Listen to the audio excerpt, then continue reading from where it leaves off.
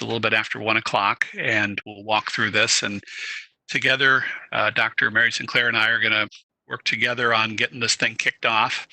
Thank you for all of your patience as we've set how many different dates trying to get this group together and finding the time for us to convene. So here we are near the end of April. Better late than never. So thank you at the front end for your time. Thank you from the beginning of your submitting your name for consideration and then going through all the steps to this point. As you're going to hear from our meeting today, the timing is impeccable, actually, because there's so many things all confluencing together that are going to be very important that this group will have a conversation about. As you can well imagine, I like to refer to it as the plates continuing to shift out there, and we'll see how this all settles out. But my role, Brad Stratton, one of the board members, and Mary Sinclair's back on as well. We're the two folks that raised our hand to help be part of this committee. So you are at the groundbreaking end of a new process within Shawnee Mission, where we have board-appointed committee members that will be convening. We've got a couple of different things we'll walk through as we go through kind of the processes for this. A reminder that this is a public meeting. And so because you are appointed by a publicly elected person or entity, therefore this too is a public meeting, which is great because it's a conversation that we want the entire community to be engaged in and to listen in and learn from. A couple other things in my notes, and then I will turn it over to Mary to kind of walk through some of the additional pieces here. So everyone, as best you can, manage your mute buttons there. I think everyone's got that down as to kind of turning on and off. I don't know that we have so many people that it's going to get noisy, but I just closed my window because the dogs up the street started getting a little loud. So I think that's just the world we live in. So try to manage that as best you can. As we walk through the meeting, especially when Russ Snap is going to be presenting, he'll be walking through quite a bit of information. And I think the best way to navigate through that is as people raise their hand, then I will be watching all the screens, and then I'll be the one that interrupts Russ so that we don't have a bunch of different voices coming in and trying to interrupt him there. So I'll be monitoring each of the cameras there. Secondly, if people are going to be talking, I would ask that you both unmute certainly, but also have your camera on just so that we can see as best you can when we do that as well, so we can see who's talking. Let's see, anything else there? Mary, do you want to go through some of the other components to kind of the focus of our meeting and the structure? You bet. Did I miss introductions? Do we want to do that? No, I waited until you got here, and there's Chris. Good. Hi, Chris. Hey. All right. Well, thank you. Let's go ahead and do that then. I will walk through the introductions here. We're all listed on the agenda, so what I'll ask is that each of you introduce yourself, and as part of that short but concise introduction, what's your connection or affiliation or association with Shawnee Mission? And then also, why did you put your name forward? What are you looking for when you said, yeah, I'd like to serve on that? And we'll go right down the list, and Melissa Rooker is the first on the list. So welcome, Melissa. Thank you, Brad. A pleasure to be here. My name is Melissa Rooker. I am the appointee in the Shawnee Mission East attendance area. I graduated from Shawnee Mission East in 1982. I married a graduate of the class of 1978, and we have two children who are graduates, class of 2010 and class of 2013.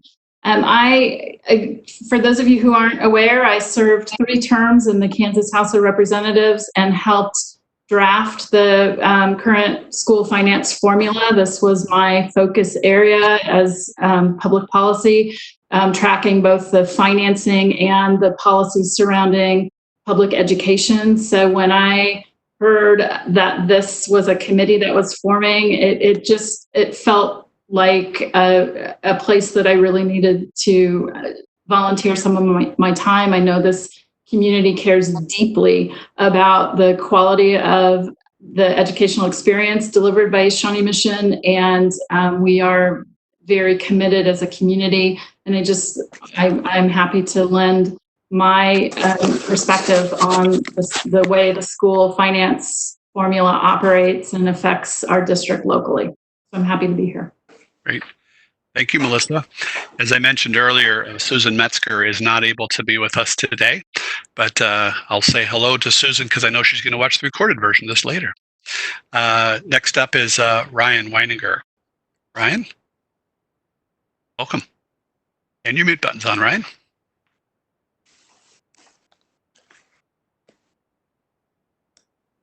There we go. There you go. Now. Sorry. My name is Bryan Winegar. I'm actually an optometrist in Shawnee. I'm in a second generation practice at the corner of 75th and Quivira.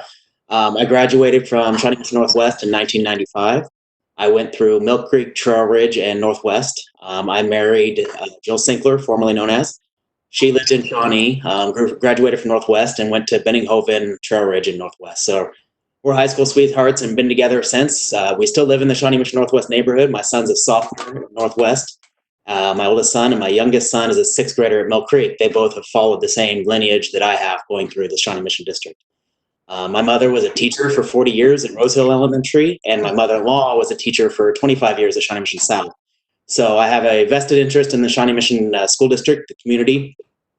Jamie Borgman was an old neighbor. So she asked me if I'd be willing to participate on this. I've sat on some other for-profit company boards, and I think with that, she thought the experience would be helpful in helping facilitate things for the district. And with my interest and history and the willingness for Shawnee Mission to be successful, I was more than anxious to participate and volunteer my time. Thank you. Great. Thank you, Ryan. Great. Welcome. Gary Strout. Hi, Gary.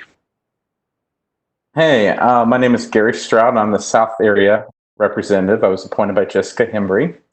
My connection to the district is that I'm a teacher in the school district. I've been a career-long Shawnee Mission educator. I taught kindergarten at Don Bonjour Elementary School back when it was open many years ago. Many of you probably remember that school if you've been around Shawnee Mission for some time. And I was hired right out of student teaching and taught first grade at Broken Arrow for about 11 years. And during that time, I got my master's in certification to be a library media specialist. And I'm currently the library media specialist at Broken Arrow. The reason why I wanted to be on this committee is because I really felt like teachers need to have a place at the table. We're the ones in the trenches, and I really wanted that perspective to be here, part of this group, not only with the finance, but with the facilities aspect too, because we work in the facilities that this district provides us, and we have great facilities in our district, and I'd like to see that continue. All right, great. Thank you. Welcome, Gary. Next is Angelique. Hello, I'm Angelique Rodriguez. I'm in the West area. I have 7 children. My oldest is a sophomore. My youngest is in kindergarten. Laura Guy actually approached me and asked me about it. I've worked with her on a couple other things. I own a business. It's been in business for 17 years, and I serve on different boards like the Hispanic Chamber Board, a couple boards with kids, but I also am involved a lot with the youth sports, so football and wrestling between East and West, and then with the football teams for the younger kids. And so working with the budgets and finance, I have to do a lot with contracts and construction. So I guess they thought I would be a good fit. So that's why I'm here. Great. Thank you. Welcome. And do you prefer Angie or Angelique?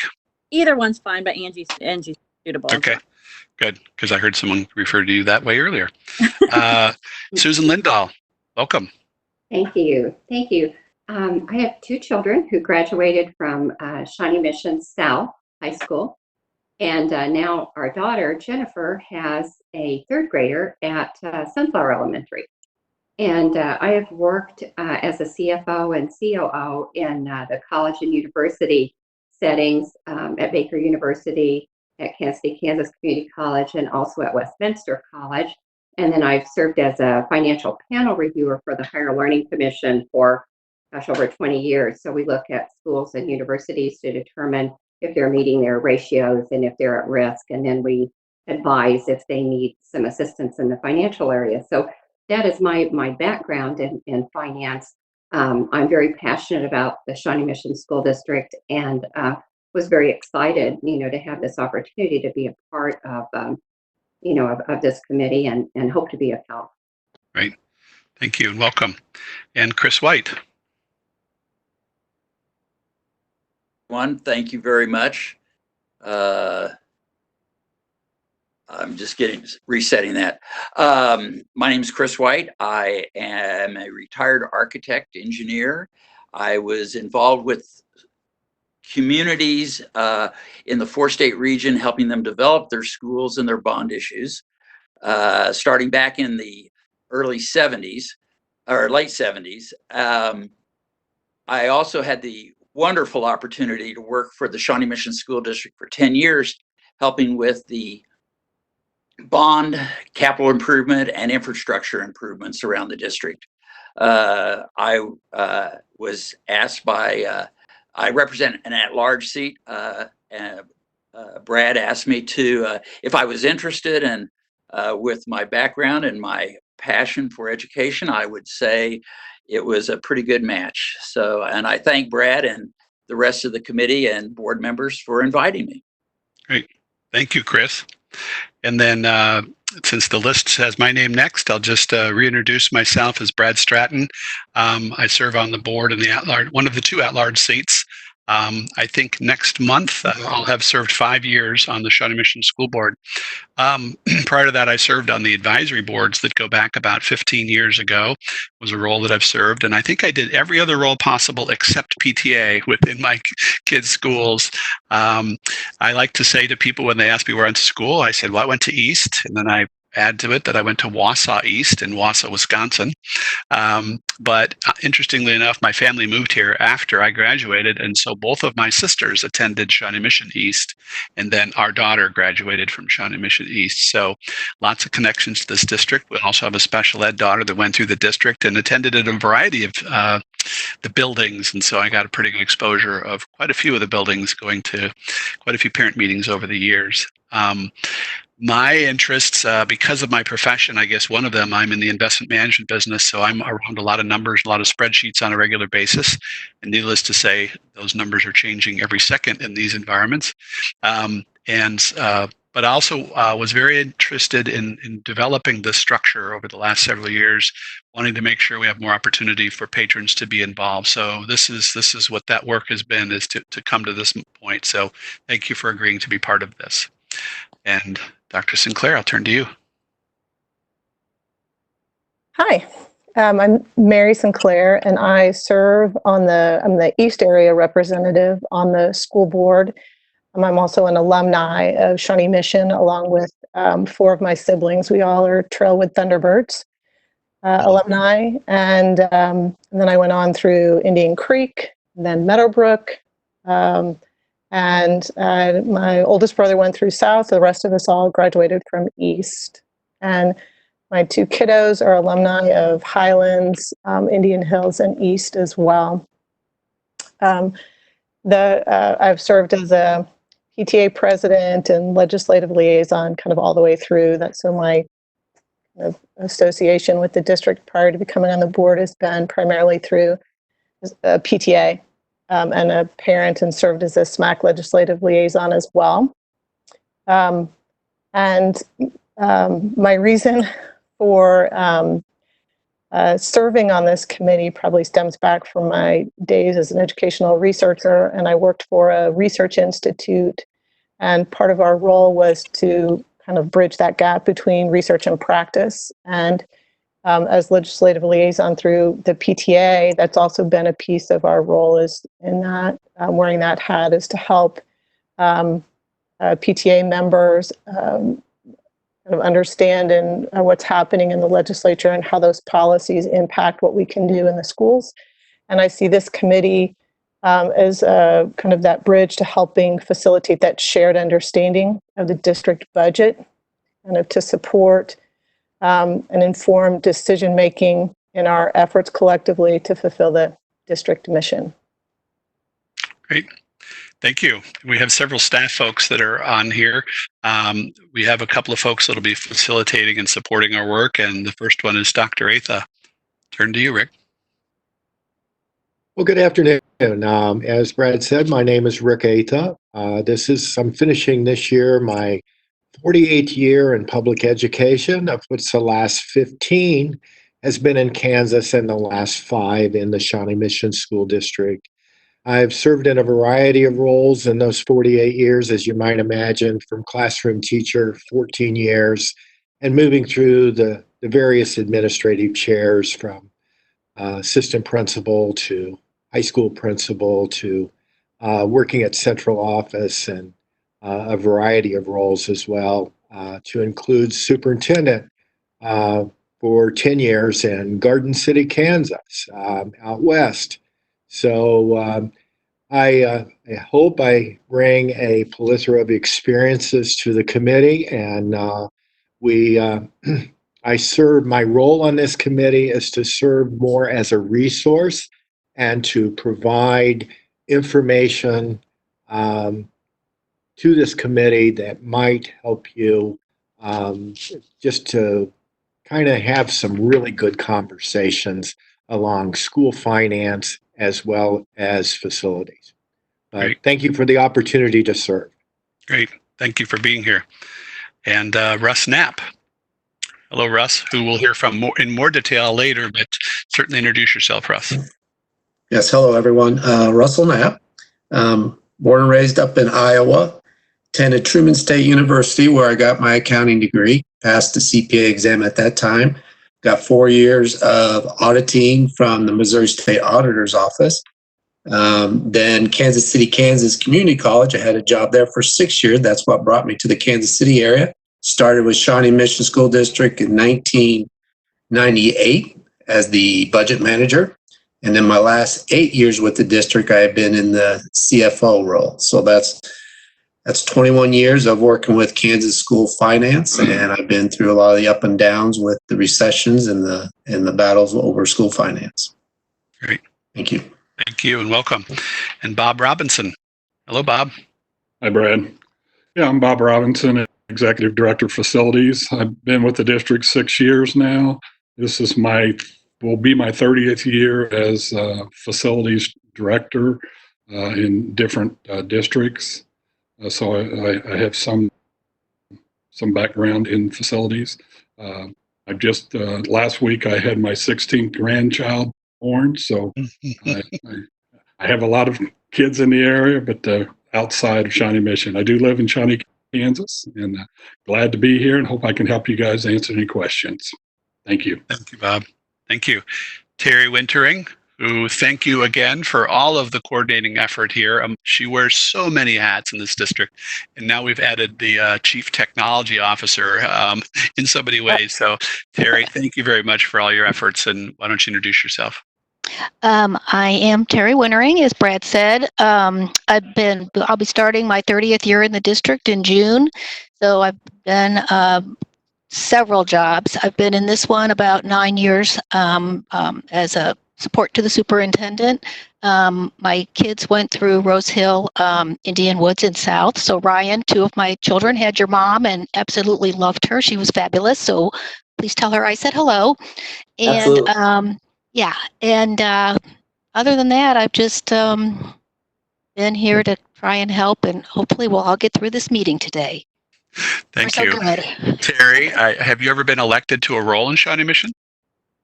In Shawnee Mission, I was on the advisory board for the South area when we had advisory boards several years ago. I was elected to that, yes. Yeah, So- don't sell yourself short. Thank you. All right. And then our guest this evening is Dr. Fulton. He doesn't have a formal role with the committee, but wanted to certainly be here a part of our first meeting. So welcome, Dr. Fulton. Thank you. You want me to do an introduction, or do you want me to? Sure. I'd be curious to see how you introduce yourself. Yeah. Well, thank you, everyone, for serving on this committee. We're anxious and excited to see what kind of expertise and insights you can bring to the work. It'll make a big difference. Right. I'm finishing up my almost 35 years in public education, and serving in roles as a teacher, working in the area of planning, assessment, and research, curriculum, anything and everything that has to do with teaching and learning. That's been the bulk of my career, other than wearing the superintendent hat the last 13 years. This is my second year at Shawnee Mission, and I've really come to love and appreciate this wonderful community. My wife and I are really enjoying our time here. And we're excited about this work because this is an opportunity for us to really look deeply into our practices, look at what's going well and what advice you would have on how to get even better. So I want to thank all the board members for their willingness to you and engage you in this work, and also to each of the volunteers. We're looking forward to all the wisdom that you can bring to the work. So thank you. Great. Thank you for being here, and thank you for supporting this effort.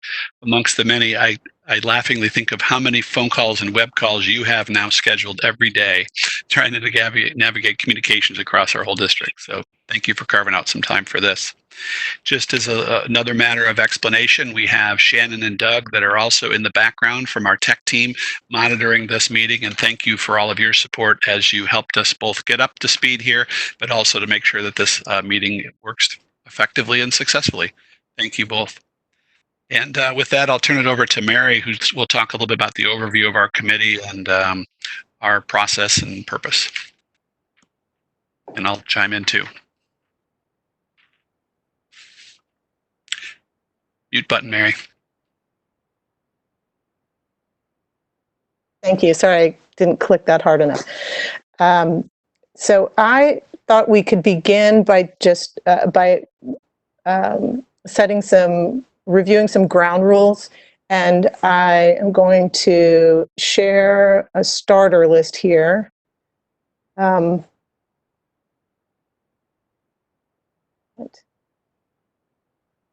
right. Are you all seeing the starter list of common ground rules? Not yet. I have a gray screen. Yet. Okay, let me try that again. There you go. Sorry. So the idea is, once I get this going here, that I think it disappeared again. Yeah, there we go. That we take a minute to review. You got it now? I do not see it at my end. Okay, I apologize. I'm going to give this one more Make shot. sure that circle at the bottom's lit. Yep.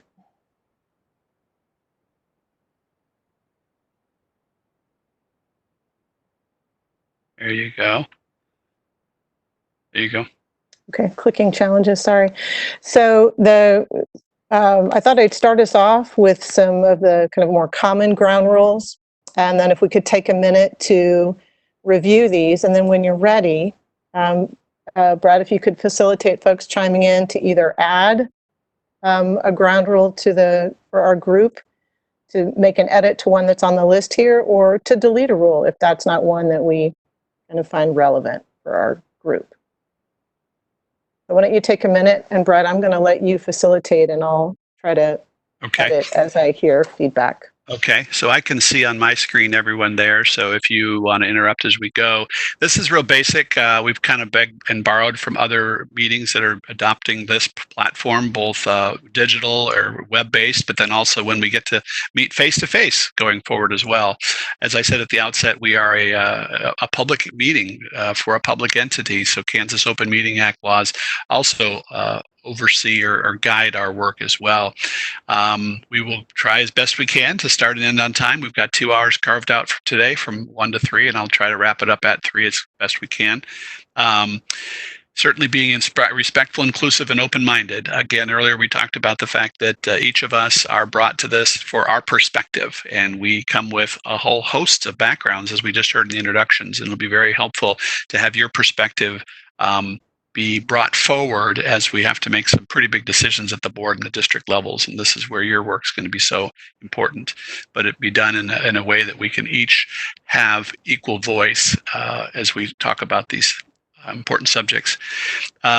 Shared time. I think a group of 9 is going to be a very manageable group. You've been in groups of 30 and 40, and sometimes the just dialogue isn't able. I'm looking at Melissa there, who goes around the country facilitating conversations of all sizes in her role, and you've seen the group size is a real factor in that, and certainly the 9 of us will be able to do that. Our teachers facilitate. Oh, of course. Mm-hmm. And then certainly being constructive. and then make your thinking visible and ask clarifying questions. So that's something that I always try to stress with any group that I'm involved with. In my professional role, I also facilitate some committees and foundation boards and things. And I'm always trying to encourage people to ask good questions. I don't think there's any bad question. It's but make sure that there is an actual question mark at the end of it, as opposed to maybe opportunities for comments. We'll have those too, but a lot of times we're trying to drill down, lifting out some clarifying questions, like we'll see with Mr. Knapp's presentation. Listen to understand. I think that's one that I need to remind myself every day, and I think it speaks for itself. Value the strength of diverse input. Hopefully the 7 of us board members went into the community and eventually selected members that could bring that very broad-based, diverse viewpoint to this. I've always been one of those that encourages all voices at the table as much as possible. There are only 9 seats at this group, so several of us will have to think in terms of even groups that aren't at the table and bring that voice through some of your questions or comments as well. You'll hear in a little bit, we're going to be talking about addressing the problems and not so much the person. And more specifically, Dr. Sinclair is going to talk a little bit more about this problem addressing process. We as the board have been learning some new skill sets on how to walk through the process of identifying situations that need improvement, problems, procedures, and then how to diagnose them, deconstruct them, and then put together a better practice to improve processes in order to address the problem. And with each of our meetings, we'll try to lift up a question that we're going to want asked out of these meetings that hopefully you can give us some clarity to as we walk through. And then any other lengthy conversations, we might table it. So just the sheer volume of what information that Russ Snap's going to be presenting to us, it would be pretty easy to go down a lot of different paths pretty quickly. So I'll try to facilitate as best I can. Please don't see it as trying to squelch any voice, but to say let's keep it back to the subject at hand and keep it as focused as possible. But we'll have plenty of time to do some dissection on this. Mary, do you want to add anything to that, or does any folks want to raise their hand for questions to add to it or take things off, or your other thoughts from your experiences? I'll defer to the group. I took the lead in starting the list, so I will defer to the rest of the group for any edits or additions.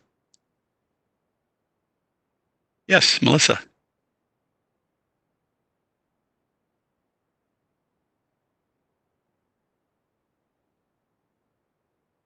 With the shared screen, I had to find my controls. Thank you.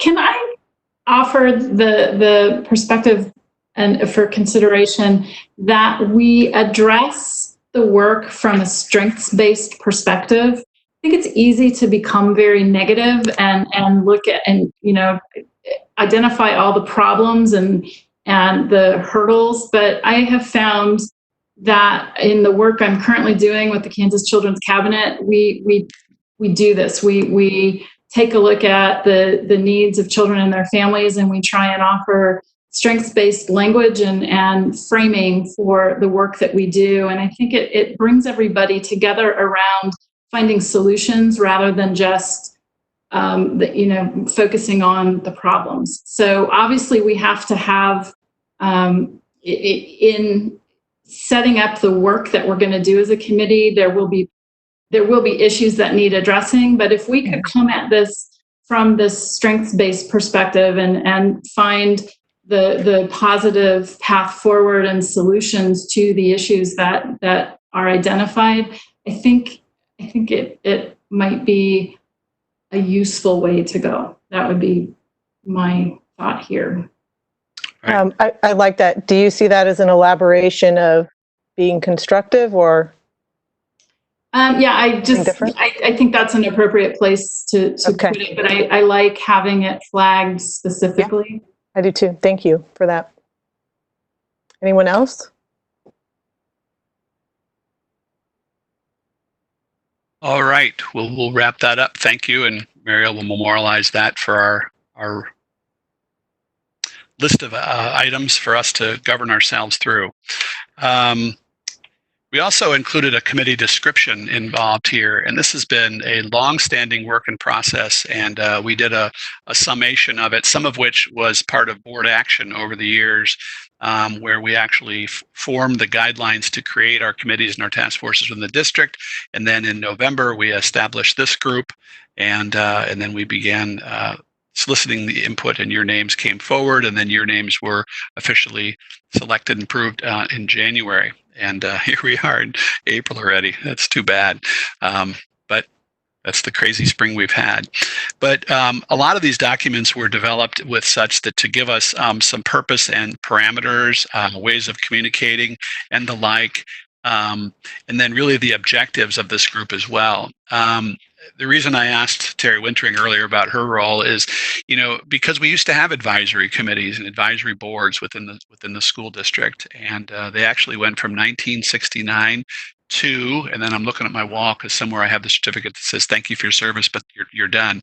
I think it was 2003, and I was on one of those boards too, and it was a really good opportunity for. We had 7 board members, but we also had 5 people elected for each of the 5 high school areas. So that was an additional 25 people. That actually was 4, so it was 20 people that were providing input across the district as well. So this is a reincarnation, but more subject specific as opposed to just an overall advisory board. And that's what we wanted this group to do, is to provide really helpful, meaningful input to the work of the board and to the district. So some of the phrasing, I'll go to the objectives part here, and then Mary, you can certainly supplement as well. But we talk about reviewing and advising the annual budget development process and budget workshop presentations, which you'll hear about in a minute, to strengthen the process and an explanation to board members and to patrons. So really it comes down to communicating a very, very complex and difficult subject. I think we can forever improve that as best we can. And then the other one, so that's going to be about the finances. And as you saw in the agenda, I'll jump to the end only to say that one of the tasks that we're asking out of this group is to identify common questions and misunderstandings within our greater Shawnee Mission community regarding the district budget and or K-12 public finance. And these can be your questions or those that you might have heard over the years as representative from the broader community. So that's one of them. It's this group hopefully will help us better communicate the finances and all the decisions that go around the finances within the Shawnee Mission School District as a public school district in the state of Kansas. And secondly is to talk, our name being finance and facilities, is the other one, is to talk about the capital improvement and construction projects within the district, and talk about, you'll hear it not this meeting, but the next meeting, when Bob Robinson will walk through the process that's used over multiple years to develop the long-range facilities plan, and again, provide some opportunities, best ways to communicate that, and review and advise on best practices, other ways that we can better make good, sound decisions at the board level, at the district level, but at the same time, communicate that back out to the district as best we can. Mary, do you want to add to that at all?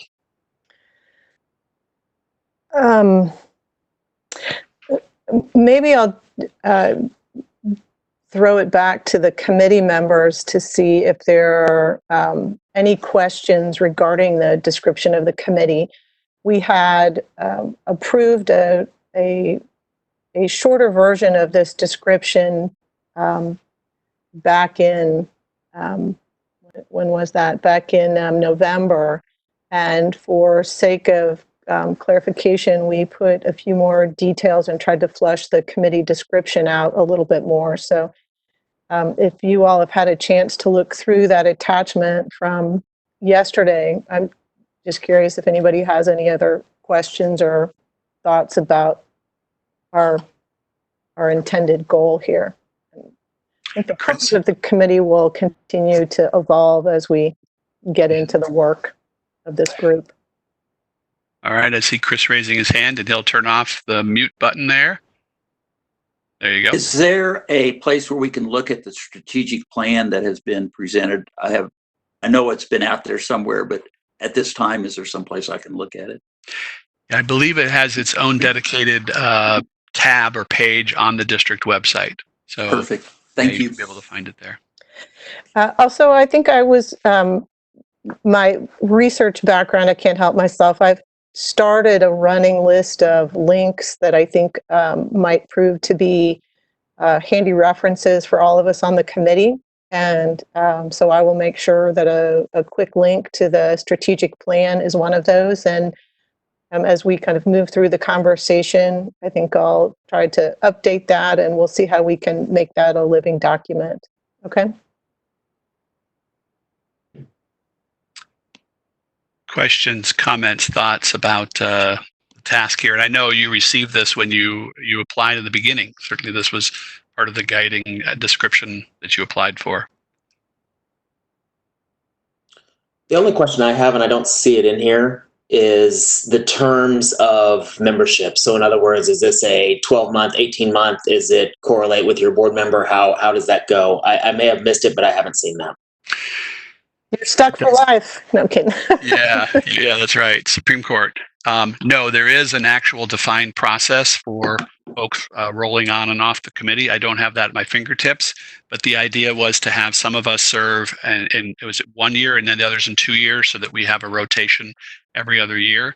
But we'll add that to the links that Mary is going to put together. Yeah, that's on the policy. That's kind of posted under our board policy. So I'll add that. Great. Great, thanks. Yep, thank you.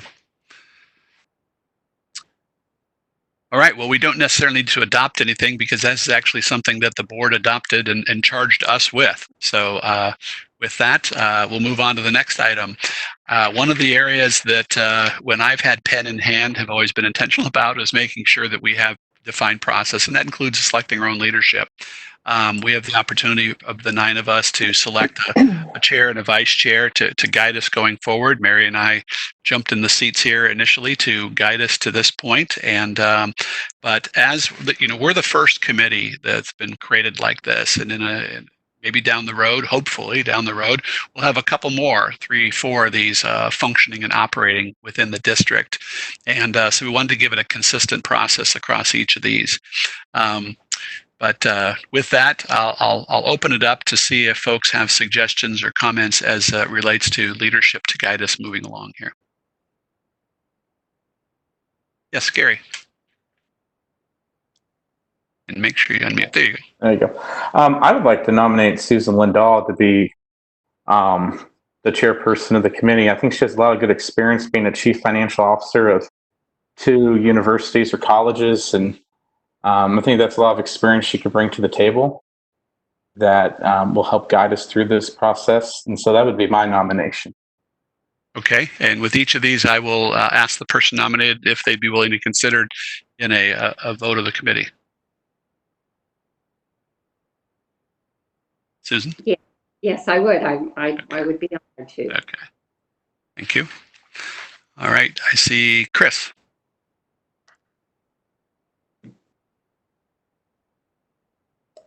Because of your knowledge and understanding over your time on the board, Brad, would you be interested in chairing the committee? Sure, I'd be glad to.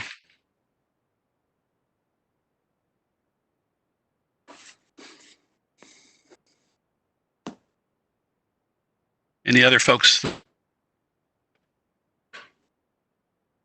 This doesn't require seconds and all of that stuff. Well, we're in a very interesting situation because we have 8 of the 9 of us here. So anyone else want to put a name forward for consideration for guiding us as the chair of this group? All right, seeing none, I'll ask for raises of hands here. So all those would like to see Susan lead us going forward, please raise your hand. I see 1, 2. Ryan, your camera's off. There you go. 1, 2, 3. Okay. And then how about myself going forward here? And I see 4. Do we have 1 abstention? Okay. All right. Well, I'll be glad to do that. Thank you for that. And how about for the vice chair? I'd like to nominate Susan for vice chair for the same reasons that I mentioned before. Okay. All right. Thank you. Well, I'll ask Susan, and you're willing to be considered? I would be. Okay. All right. And I think Melissa.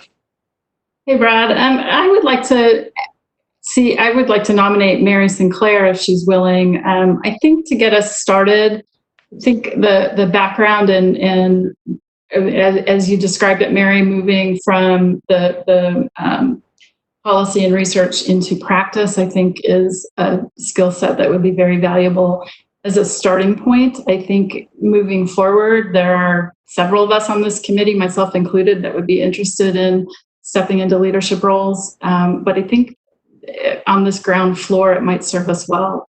So if Mary, if you're interested, I would nominate you. Yeah, I am very vested in and willing to serve. The piece that I'm struggling with right now in terms of leadership is the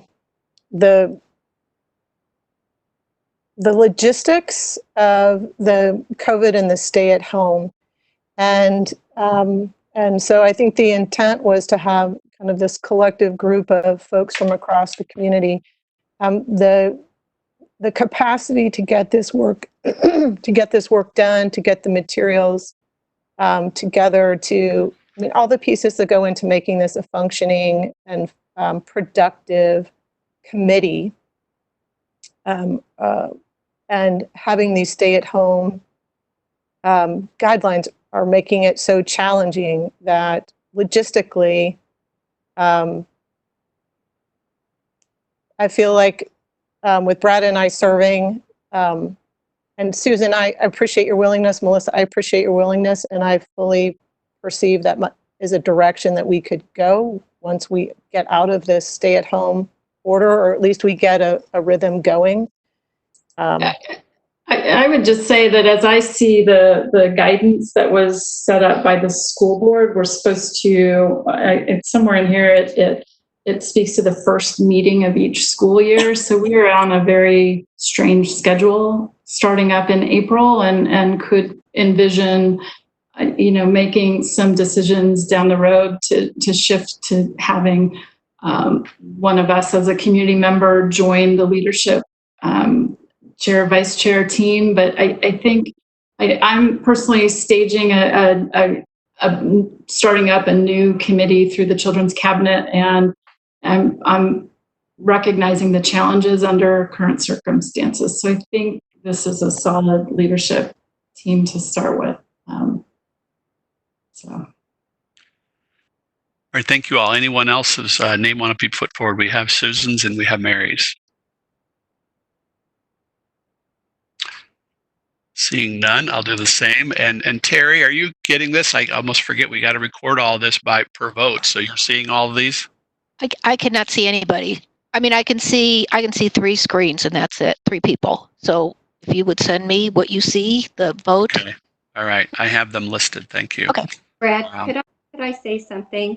Yes, Susan, go ahead. Yeah, I think that perhaps it would be wise for me to withdraw my name so that people are not uncomfortable. I can see that perhaps both you and Mary have expressed an interest. You have started this committee. You're key to this committee. My background in finance, I hope, will be of help.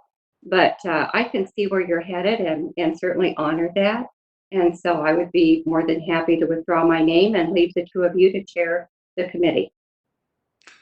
All right. Thank you. I'll keep it open for one more here before we close it out.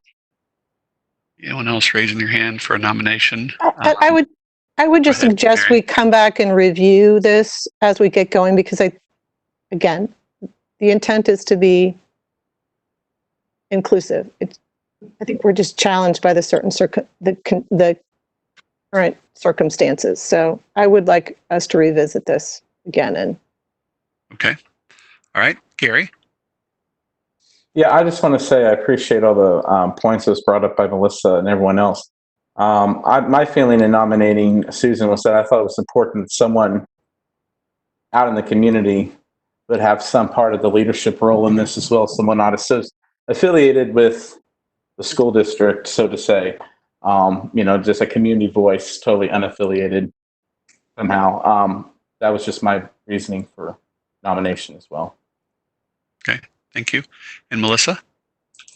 I appreciate that, Gary, and I think maybe in the late summer, early fall, we could revisit this, and maybe by then, COVID has given us a little bit more stability as as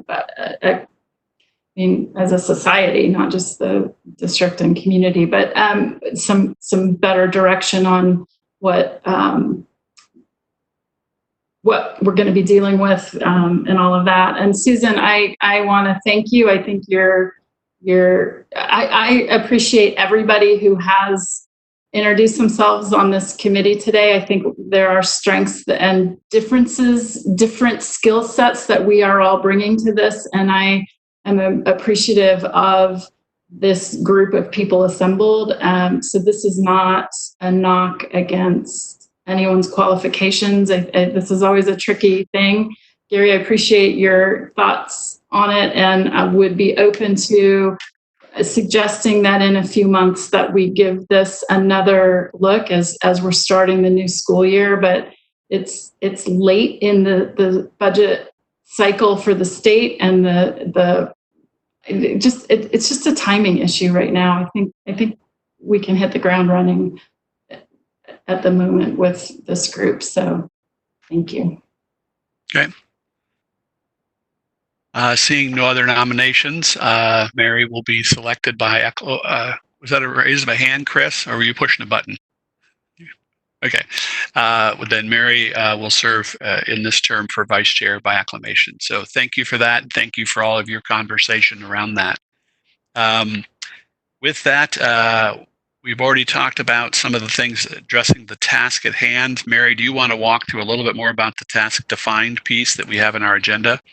Yes, I'm going to set the stage for the work that Russ Snap is really going to lead us through. So I'm going to attempt to share my screen here again and grab the wrong document. There we go. No, I had it right the first time. Sorry about that. Sharing. Apologies. Okay, there we go. All right. Are you seeing the document, hopefully? Yes. The agenda? Okay. So what we're asking this committee to do today, or to begin today, is to help the board and the district administrative leadership facilitate a shared understanding of district finances within and across the district. And really that is our kind of goal for today, for sure, to begin that process. And there are four bullets listed here on the agenda that provide a few examples of the challenges and parameters that seem to impact or affect our common understanding from a district leadership perspective. And so I'll kind of read through those for the benefit of those listening in. And then let's take a few minutes to consider other major challenges or parameters that affect our common understanding of school finances within the Shawnee Mission community. So we can really help define the task or the problem that this group is coming together to address. So how do we facilitate a shared understanding of district finances within and across the Shawnee Mission community? So a couple of examples of those challenges or those parameters. Kind of one is that school finance is complex and very technical, can make it difficult to communicate effectively to the public, especially in short sound bites.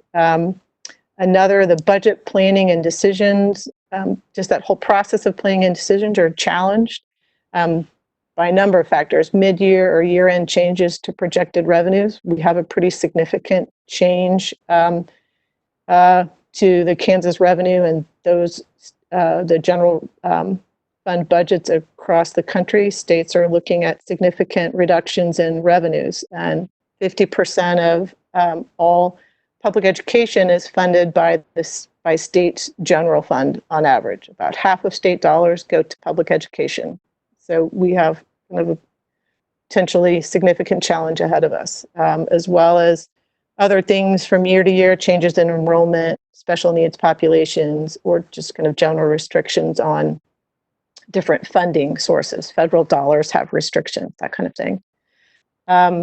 Another kind of parameter to keep in mind is that when we talk about trying to be fiscally responsible, part of that, a big piece of that includes this capacity to sustain program funding from year to year for both operational and capital needs.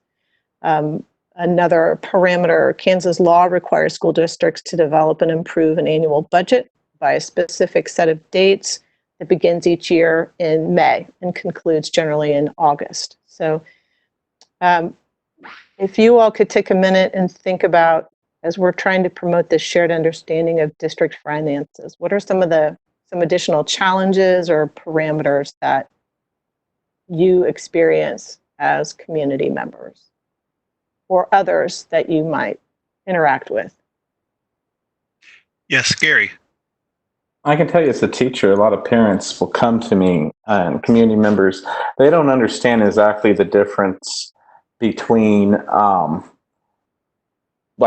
if we buy a brand new curriculum, say a new reading curriculum or new math curriculum, what pot that's coming from. They'll come to me and say, well, why is the district spending all this money on a new reading curriculum when the one you have is already fine? Or, it's just, I think there needs to be a lot more, and I know you guys say it at every board meeting and you explain it really well. I don't think people understand exactly difference, between the two, capital outlay fund versus the general fund and how expenses are shared amongst those. Okay, thank you. Yeah, I would completely echo that comment as being someone new into all of this. Again, growing up in the district, but not completely knowing how it works. I had always heard there were separate funds, but I don't really know that I understood what that means. Obviously, going through Russ's presentation, I have a better idea and I had some familiarity. I don't know. It seems like and it may be out there, but some sort of, and it might be outside the realm of this committee, but some sort of frequently asked website or videos that can just be referenced over and over that give a dumbed down version of what needs to be spent where. Because obviously with everything that the district went through with the teachers and is going with currently with the contracts, and then the Apple devices come up or a new facility like the soccer fields at the middle schools, all of those are going in. It's not unheard of to question where that money is coming from, and it continues to be an issue over and over. And I understand, a hard thing to communicate because it's trying to go to the masses. But with that being said, it's a very tough task to comprehend, especially out in the district for some people that get 20% of the information. So I would completely echo Gary's comment. Okay. And I'm going to try to capture your thoughts here. Are you seeing my edits? And we can, if I'm not really capturing the essence of what you're saying, we can continue to flesh that out. That one captured mine. Thank you. Okay. Yes, Chris, and then Angie. Does the district website have a place where you could put a video on? The district has a lot of talented people in some way that people can very quickly get an understanding of, with Russ's explanation of it is really well done, and there's several little pieces in there, the pie charts and etc., where people could have a better understanding if it was presented to them, where they could just click on it and get the video and not have to read it or not have to understand charts or not have to. It's the way people get their information out, right? All right. And Angie? I would say too, one thing that was new to me is I guess every year the state puts in different amounts of money.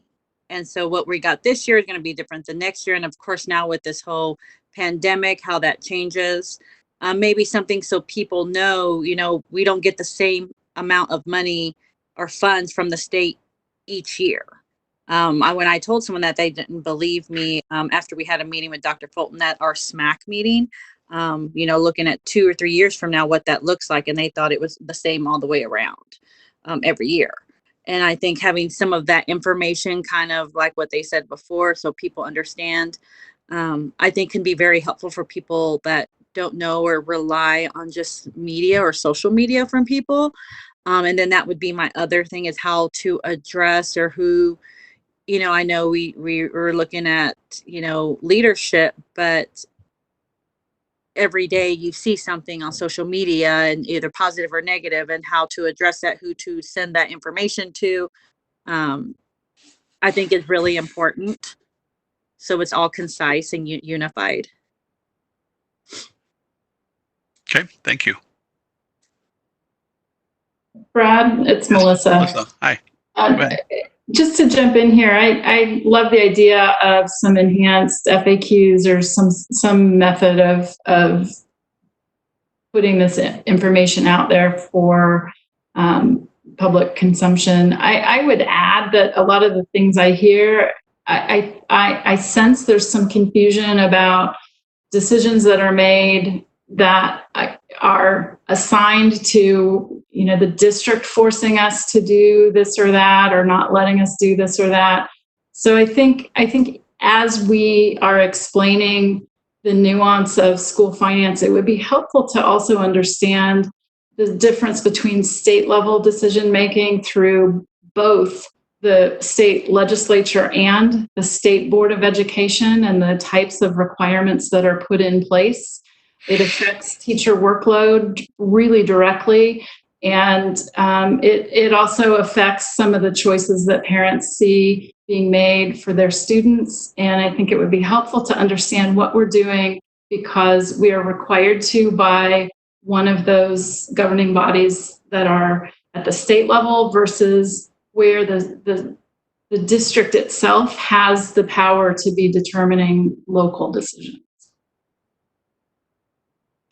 Chris? With the obvious reduction in funding, both on the state and local levels because of the tax revenues being cut dramatically, is it appropriate for the district to get ahead of it by letting the district patrons know that there are going to be cuts, that there are going to be programs that are restricted budget or unrestricted budget that will be heavily affected? And as we develop, or we help the district develop the budget parameters, and with Melissa and the other and Russ being there to help guide us, we could probably look at where things are going to get cut. We know they are, or they're going to have to. So is it appropriate to get ahead of the game early, like within the next month or two, to get that information out there? Not saying what they are, or is it going to be too scary for people that they'll get too excited about it? Good question. And part of that, when Russ walks through the timeline later about how the budgeting process takes place, you'll begin to see perhaps where some of those natural moments might take place. But I thank you for that. And as a board member, I'm equally conscientious of that. As best we can, communicating that early and as often, but also as accurately. And I think the accurately is going to be the tricky part until we really know what the numbers look like. Chris, are you okay with that placeholder for your comment? Consider how to process preface impact of COVID on the district budget. Oh, that would be very nice. I think that's a component that we will have to consider. Okay. Thank you. Anyone else before we turn it over to Russ to walk through the presentation? Brad, I just have one other thing, and it could be, again, just being a newbie in this area, but it would be interesting to see a comparison of what other districts do when we look at these things. So districts that Shawnee Mission might be trying to attain to replicate, whether it's a higher performing district, or even specifically how certain districts keep up their facilities, or what investments other districts are making. I think some sort of reference on where the district could get to, or a reference on where the district could go to if they don't make an investment. But both sides of that, I think, would be helpful. Okay. Thank you. Yeah, in my board hat, I'm doing that quite often, jump into other district websites and looking around to see how best that's being communicated. But yeah, that could certainly be combined together to find some best practices. All right. Well, thank you for that. We are right up against the 2 o'clock. So this would be a perfect time to transition to to Russ Snap. Is there other points you want to put around that, Mary, before we tee up Russ? I would like to, I guess, refocus, or just to remind, I think our task here as Russ goes through is to generate a list of clarifying questions. So the goal today might not necessarily be to answer the question or to figure out what that, the means of improving communication around school finance, but at least to start identifying what are those common questions. And I think we can just keep generating the list and then come back again at some point to identify what are our top 10 questions or something like that. Yeah, and I'll be watching each of the cameras there. So if you have something that at the moment you think, gosh, I really need to get that clarified before we move on because it's not making sense to me, raise your hand, and we'll certainly, I'll give a pause to Russ so that he could give some clarification to that. And or if the moment is such, they say, not to talk about it now, but this is something that I'd like to park over on the side for our wrap-up conversation based on what we talked about at the front end. That's a really important component that I'd like to now add to that list because of what Russ just talked about. So with that, we'll tee up Russ. Russ introduced himself earlier. I call him the CFO. I don't think that's what it says on his business card, but certainly he is the finance person within the district and has been doing it a long time. And he was very gracious in putting together this presentation for us to walk through, getting it to us ahead of time. And now I'll turn it over to you, Russ, to walk through it. And I'll put a few other little time parameters on it. Right at 2 o'clock, we'll go till 3 o'clock. So in a perfect world, we wrap this up in about 40-ish minutes to have plenty of time for discussion before we conclude. And I'll be taking notes offline as well, too, as we go. Okay. Welcome, Russ. Thank you. And I assume you guys can see the slides? Mm-hmm. Yep. Okay. So the intent with this presentation is really to give you a school finance 101 from a very big picture. I'm not trying to get into weeds at this moment, at this point in time today. We will certainly get into the weeds later on in future meetings. But again, I just want to approach this from the Kansas school finance formula to try to answer some of your questions about how we get our funding and the different buckets we can spend out of. I do want to direct us back to our strategic plan that, the budget is our financial resources that supports our mission statement and our 3 goals here of the personalized learning plan, college, career, and ready, and interpersonal skills. So the budget, it provides all the resources for that strategic plan going forward. So with that, this slide we've developed and used for the last couple of years. It is kind of busy, but we have 36 separate funds at Shawnee Mission School District. Each one of those funds is state law driven, okay? State law allows us to set them up. It dictates to us what we receive into those funds and what we spend out of those funds. And to help simplify it, we group it into these 5 major categories. I will call operating funds also supporting. So not to confuse you, but I'll use the word supporting and operating one and the same, but I'm referring to the operating funds. Those are our unrestricted funds that we use on a daily basis to run the district. That pays the salary and benefits for all our employees, or for the majority of our employees. We have other funds that some of them are coded to, but for the majority of them, salary and benefits are coming out of operating. It's the student transportation that runs the yellow buses, supplies and services to run the district, utilities, and quite a bit of others. So the majority of the revenue that comes into those funds come from general state aid and special education state aid, 72% of those. The other big item that we use to maintain our facilities are the capital outlay funds. And if we were to do a bond referendum, we would sell bonds and get some bond proceeds to also maintain our facilities. So that's that next group. I'll call it peach. I don't know what color that is. But those are all restricted funds. So there's certain revenues that go into those that I'll go into a little bit later in the presentation.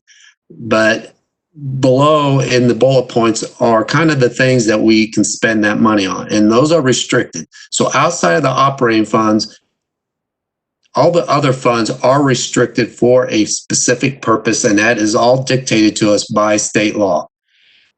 We have some flow-through funds, we have some federal funds, and self-supported funds I'll get into a little bit later. This is kind of the same information, just a little bit more detail. So you can see a listing of all 36 funds.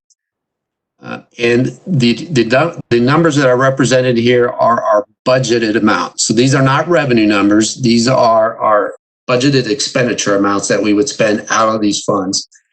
The reason why I call them supported funds is because state law directs us to deposit or receipt all our general state aid and our special education state aid into the general fund. All our local option budget tax, that's the local tax that we get to do locally here for the Shawnee Mission School District, all districts can do it, that is deposited into the supplemental general fund. So that's where all the revenue sits. And then each month we take to the board a transfer from either the general fund or the supplemental general fund to these other supported funds. So by law, if we have an at-risk program, the expenditures for the at-risk program have to be coded and taken out of the at-risk fund. To get money into the at-risk fund, I have to transfer it from the general fund or the supplemental general fund to the at-risk fund. That is why it's called a supported fund. All these other funds that are listed on this page, when I say self-supported, they do not receive any funds from the supported fund. So what we're trying to do here is maximize our most scarce resource is our operating funds. We rely on the state for all that money. The school finance formally dictates the amount of revenue we get for our supported funds. So we try to maximize as much of that revenue in the operating funds as possible. Therefore, we do not transfer anything to these other funds outside of the supported funds.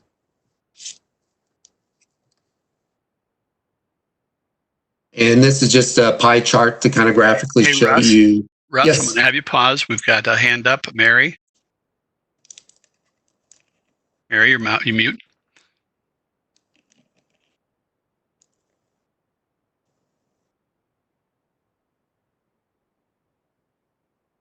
There you go. Russ, could you go back to the first slide? And one of the questions I know when I first met with you and we were talking through this slide that is presented at every board meeting around kind of budget updates. This in part is intended to answer that question that was raised earlier about the buckets. How can we help people understand what bucket of funds dollars come from? So what bucket are we using to pay for curriculum versus salary, instructional resources versus salary? So if there was another way to view this, are there ideas or thoughts? Let me put it this way.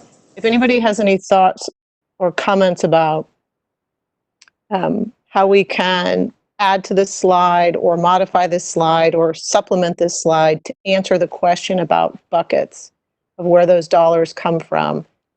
I think that, Russ, am I correct in part that this particular format is intended to help answer that question? Yeah, that's correct. So maybe keep that in mind.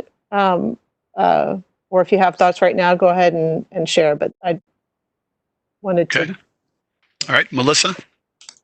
I won't go into detail of what I mean, but I think maybe using language that is consistent. So instead of state and local restricted, where we mean local option budget, I think people are more accustomed to certain titles. So supporting funds, that's your general operating budget. I think it would be helpful if we were consistent in the labels that were applied as we're talking in different venues about these different forms of funding. Thank you. And Chris? And I think it's to emphasize the restricted as unrestricted and where those monies come from. I think that restricted and unrestricted, sometimes it's not understood as well either. All right. Thank you. Others on this, but this is a slide, as Mary referenced earlier, that multiple board meetings we use, and typically there'll be a big red circle around one of the columns and saying, today we're going to discuss this column. So each of these columns we walk through over the period of a year. Just an observation, one of the challenges of creating graphics or infographics is balancing how much information to put on any one slide. And this is where I think that challenge of the complexity of school finance and trying to capture all the relevant information in one view, it gets tricky.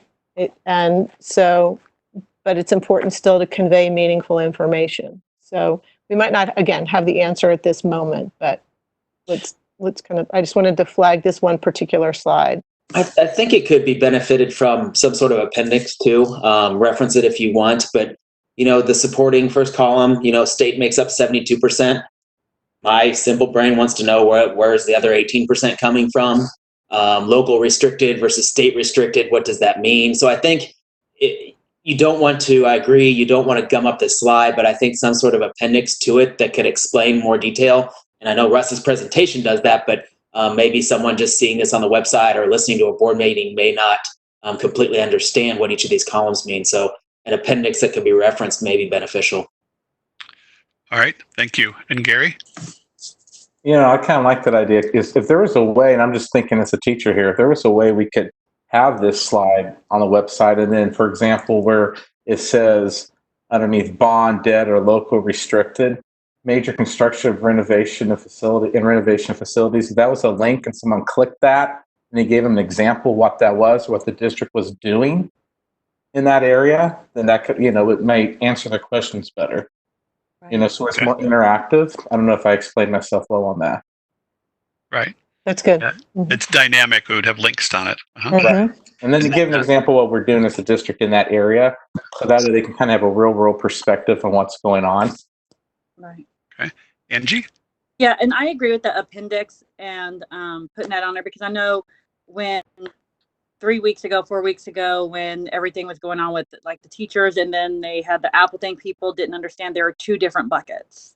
And I think having that on there to simplify things clear for those that probably aren't used to dealing with budgets, knowing where that money comes from, I think that helps a lot of not just those working in the district, but a lot of the parents and advocates for it, because I think it's very important that we all understand and kind of we're on the same boat to try to get this corrected and get it right for everybody.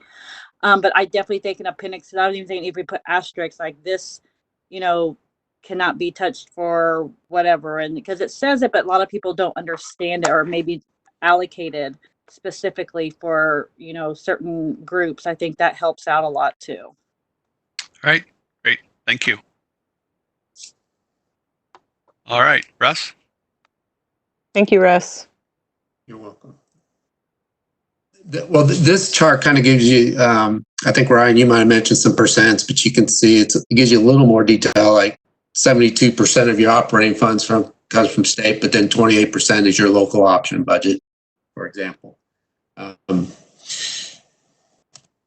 So I'm going to go into the supported funds, which those are the those are the main ones. Those are the ones that we talk about the most. Again, we kind of talked about it runs the day-to-day operation. The revenue sources are general state aid, the local option budget, tax, and the special education state aid. So in Kansas, with the school finance formula, it all starts with your weighted FTE. So this is a listing of the different weightings that we get. So we are funded on the total number there. So Russ, I'm going to interrupt because a lot of us come from a world where FTE is full-time employment. And would you want to explain FTE in our world?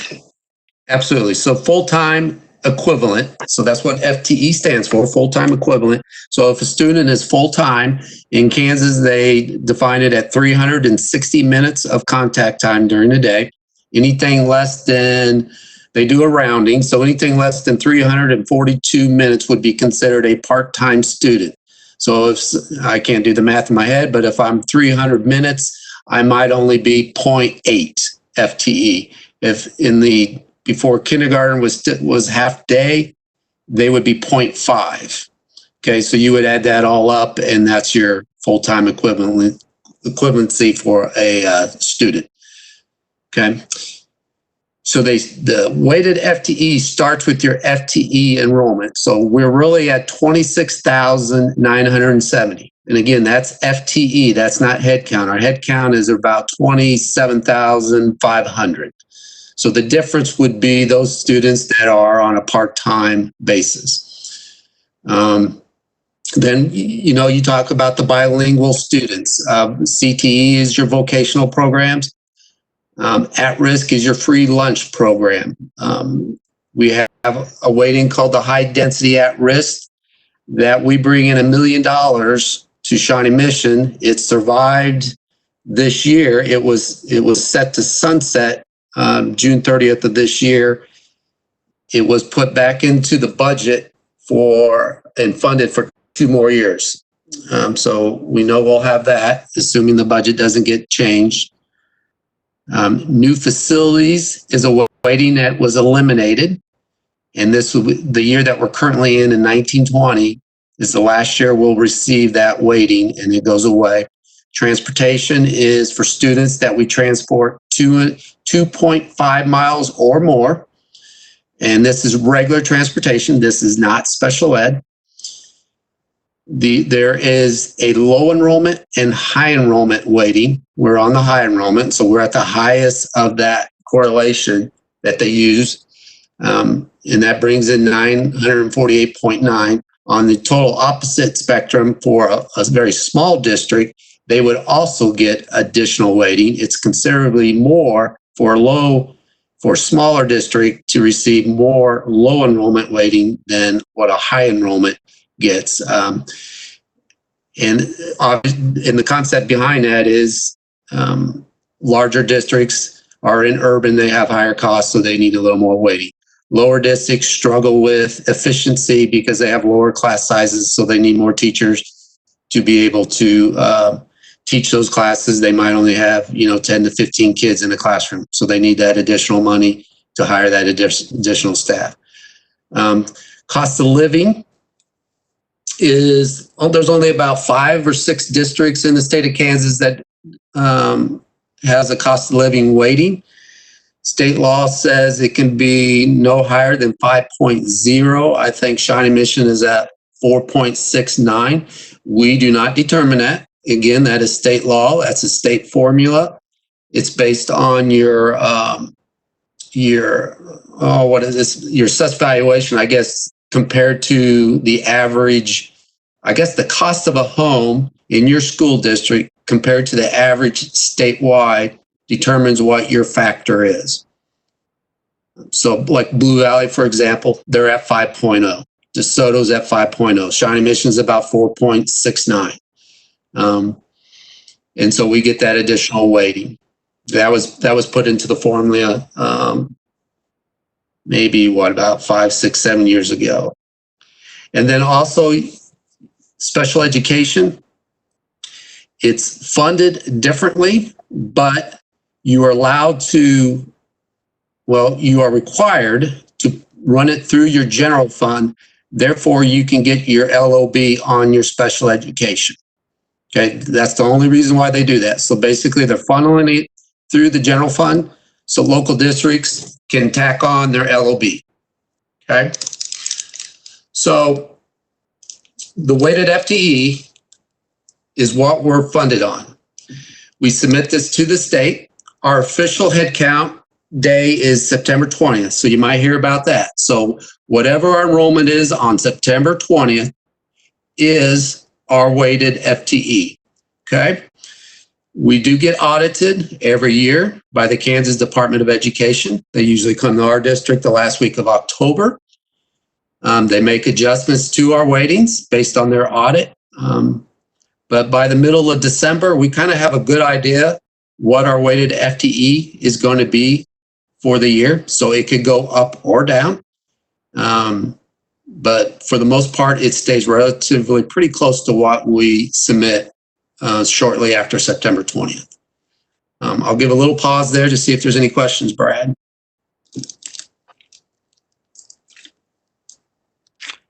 I don't see any. Okay. Then. Okay, that's okay. Keep.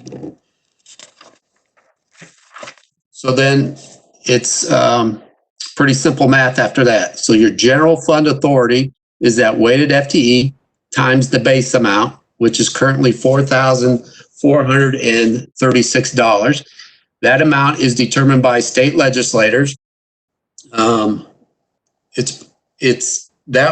the amount that the Gannon case, that's what they focus on when they talk about that base. They're talking about that $4,436 amount.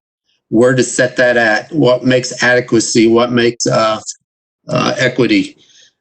So I can't see the screen. I don't know if it's blocked behind your videos, but it is in law that the base will go up next year to $4,569.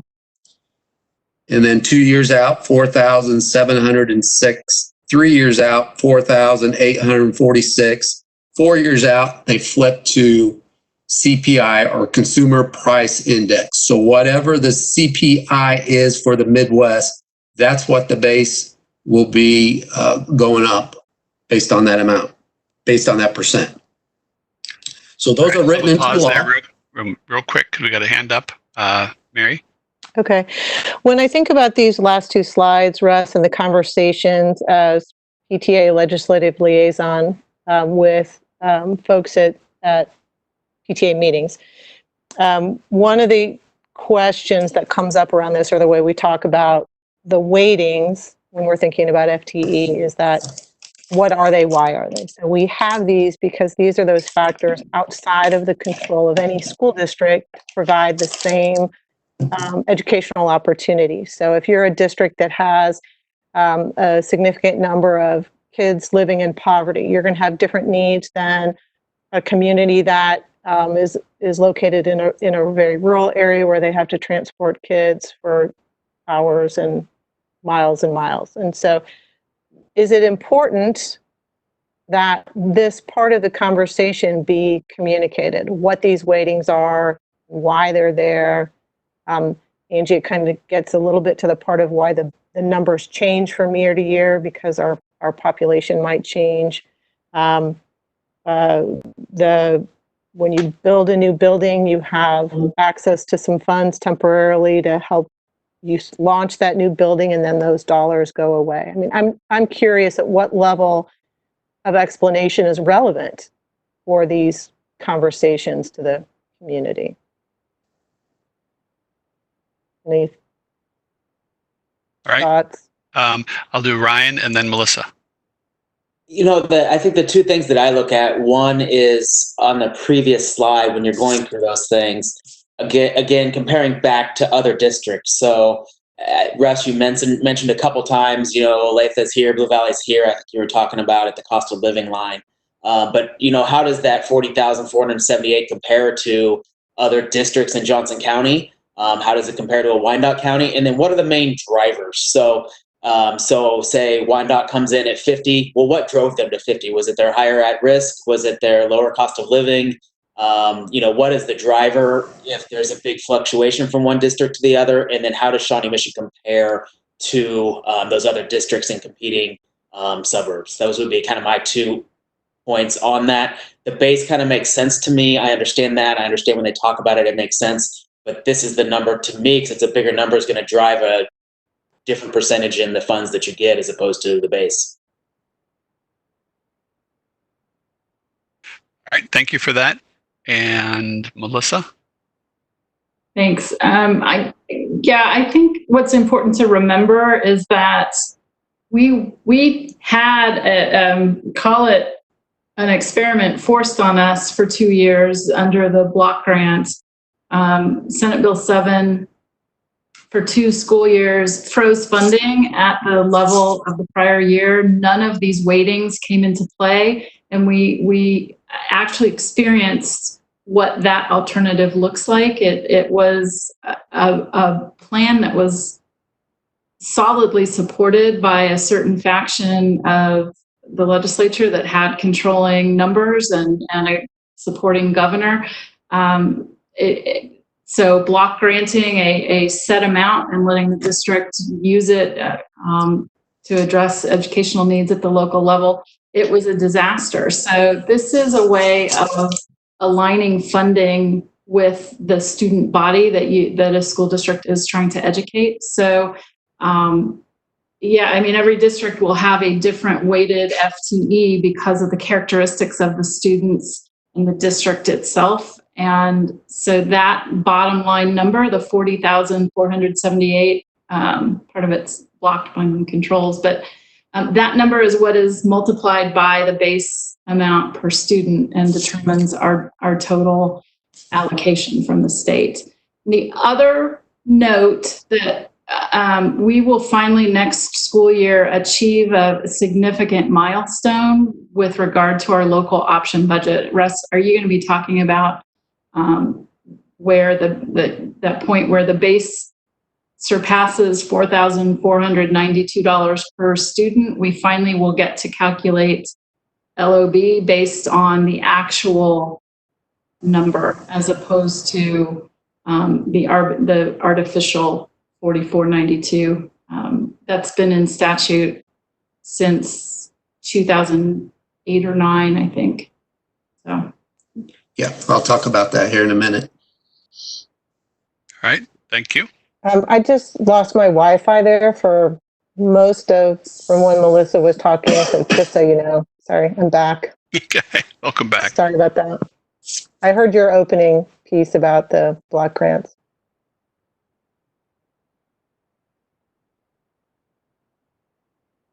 All right, Russ.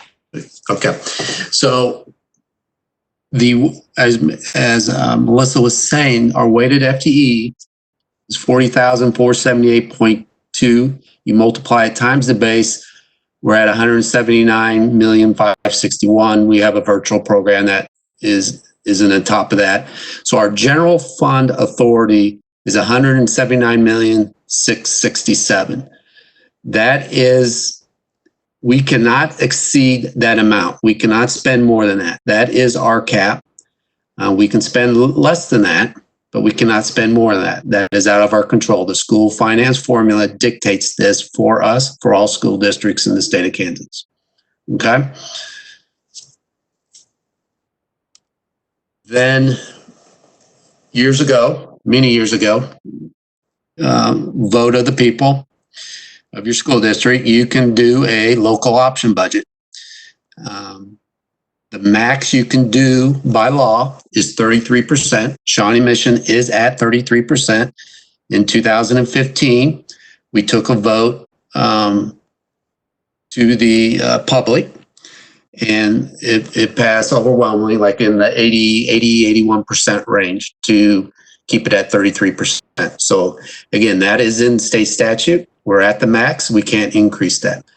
So I'm going to take you up to the top. So you start with your weighted FTE. You're not allowed to include your special education, so you got to back that off. And then Melissa was talking about the fake base. Right now with the latest the statute last year, the fake base that she's talking about of 4492 actually increases each year by the consumer price index. So for 1920, the fake base is $4,558, and that increased about 1.5% based on the CPI. The reason we call it a fake base is because back in the Great Recession, when they started taking the base all the way back down to 3,800 and some change, they did not want to impact the local option budget because that is all local tax dollars. So they left the base at the 4492 because that's what was written into law back in 2008, 2009. And so they didn't want to harm district's local option budget. So they said, okay, you can leave the LOB fake base at 4,492. Your general fund base is going down to 3,800, but we're going to leave you alone at 4,492. So that's why we have the fake base. We're going to stay on the fake base. It will go up based on consumer price index. It will not, it only flips over to the base when the base exceeds the LOB fake base. So how about that? How about that for confusing you? So we work with the real base and then the fake base. But we won't complain because as long as the fake base is higher than the real base, we'll take it. But that's again against all local, that's the local option budget. So you multiply that out, you get 162 million. Now for special education, you get to add the higher of your current special ed numbers or fiscal year 2009. And they grandfather that in as well. The reason we're currently at about 21 million. The reason we're at $26 million way back in 2009, we were able to claim close to about $4 million in special education catastrophic aid, which I'll talk about here in a minute. Shortly after that, in 2010, they changed the law to prevent that. Okay. So that's why that our $4 million we got for catastrophic aid in 2009, it went away the very next year because they went in and changed the law. They did not like what we were doing. And there was a few other school districts that also were doing the same thing. But we weren't doing anything wrong. We submitted it and the state approved the claims. So that is what it was. So anyway, so we'll work on the fake base. And now we're going to work on a special education amount from 2009. Okay, so that was 11 years ago, and we get to still use that number. So again, I don't want to complain about it because we like it because it's a lot higher. So that increased our LOB base up to 188 million. You take it times 33%, and now your LOB authority is 62,105,000. You don't have the ability to increase that or spend more than that. That is your cap. You can spend less than it. But so it's the same rules that apply to the general fund applies to the LOB authority. Okay. And Russ, I'm going to interrupt there because I think Dr. Sinclair had a question. Oh, I was just, I'm just thinking about terms and again, trying to communicate and the precision of language. So is another term for fake base, is it kind of hold harmless base? I know that's kind of wordy. So I probably didn't need to flag you down. I'm just going to keep notes myself and trying to think about if there are terms or and maybe I could ask each of you all to do that. If there are terms or questions for the first time that would be helpful to have explanations or links, if you could jot those down, we can collect those. Okay, thanks. And then Russ, I'll add one of my own here. So when we take that LOB authority of 62 million, is that then assessed on a pro rata basis based on our assessed valuation across the district? That is correct. So you take that $62 million, then you calculate in the assessed valuation of the school district, and then it backs into your mill levy that you need to levy to determine the revenue that you need to spend $62 million. Mm-hmm. And it's a separate line item on each of our personal property tax bills. I don't know if LOB is separate. It might be in the USD 512 total. Okay. On your tax bill.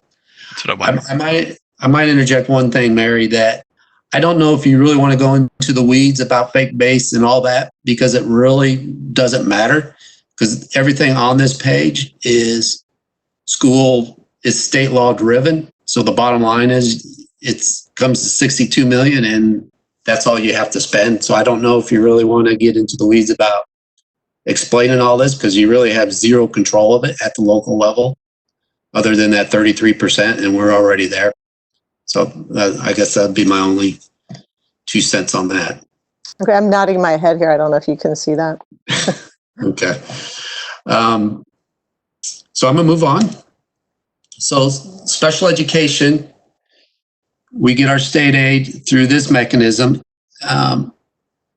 Every SPED teacher, again, so full FTE is full-time equivalent as well. So if a teacher is not teaching a full day, they get, it's prorated down to 0.9, 0.8. There's a mechanism from the State Department of Ed to submit all your SPED teachers and your paraprofessionals. Those are audited each year in July. They come to our district and they audited the numbers that we submit and they get adjusted. For each teacher, we get reimbursed $29,800. That number is set by KSDE. That number is not written into law. The way they do special education is at the state level, they budget X amount of dollars for special education. So, it's in the millions. It's a huge number. So it's a big pot of money. And then we go through the whole school year. And then in May, we submit our special education teachers, paraprofessionals, and our transportation costs. And we being all the school districts in the state of Kansas.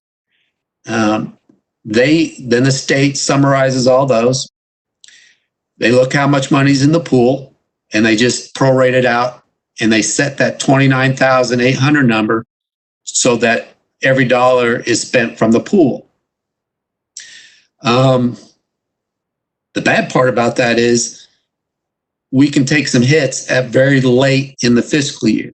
And we just had this happen last year where claims came in a lot higher than what the state was projecting.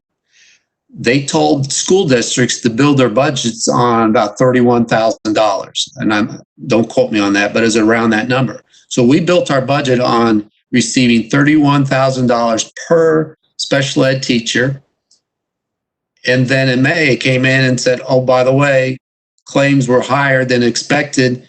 We're going to have to take $400,000. It was like, $380,000 in special education revenue away from you in the month of May. And we have 1 month to go in our fiscal year. So those are the curveballs that this formula throws at you. And the only way you really get around that is if you have adequate cash balances on hand to be able to handle that.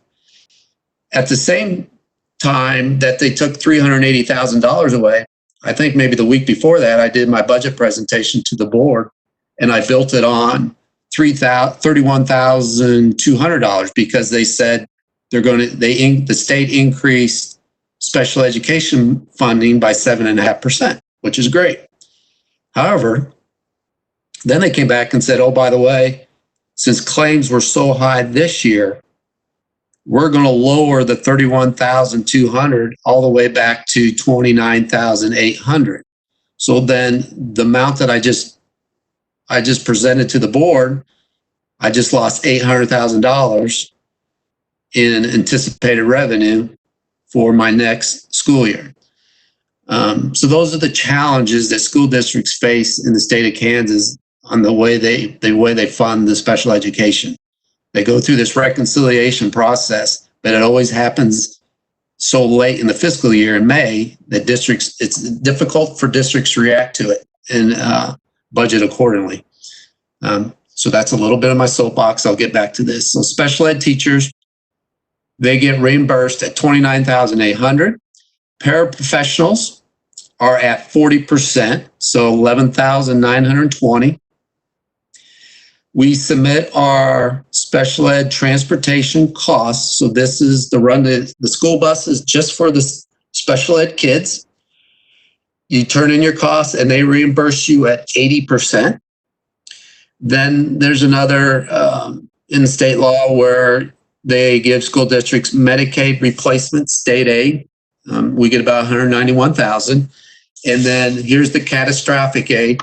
We get about $76,000 now. And my point was back in 2009, we got 4 million. So they changed the law considerably to reduce the amount of catastrophic aid districts get. And just so you know what that is, if we have a special ed kiddo that has very high needs and costs go very high, they allow you to submit a claim for those kiddos. The costs really have to exceed at a minimum twice the special ed reimbursement rate. So in this case, it'd be just slightly less than 60,000. So to provide special education services for one kiddo, it would have to exceed over $60,000 to be able to put in a claim for catastrophic state aid. So that's kind of what that area is. So special education. I'm going to interrupt just a second here. We've got one hand up, and I'm also going to do a clock check here. So we've got about 18 minutes left in our meeting. So we'll take a question from Chris, and then I'm going to suggest we flip to the expenditure side. I want to make sure we don't miss out on talking about the expense side. Chris? Are these funds for post 12th grade kiddos that are in the district? We've got the post high school or post 12th grade special programs, special education programs, special support programs. You don't get funded by special ed. You don't get funded by the student. You get funded by your teachers and paras. So so definitely if we had a special education teacher with those post ed kids, we would get funding on them. Absolutely. Okay. Thank you. Yep. All right. Thanks. If we want to jump ahead to the expenditures, because that's a pretty important component here too. Thanks. Yeah. So our budget operating expenditure, this pie chart kind of breaks down how we spend our operating funds. So this is just our operating funds only. You know, school districts are very labor intensive. So 83.4% of our budget goes towards salaries and benefits. You can see the breakdown of teachers make up 48% of that budget, psychologists, administrators, classified. Other salaries kind of would be your supplemental contracts for your coaches and performing arts, those type of things. Benefits would include your health insurance, our Social Security that we have to pay to the federal government, unemployment to the state. Those would be the big ticket items in your benefits. And then we have student transportation, utilities, supplies and services, and a little bit of other.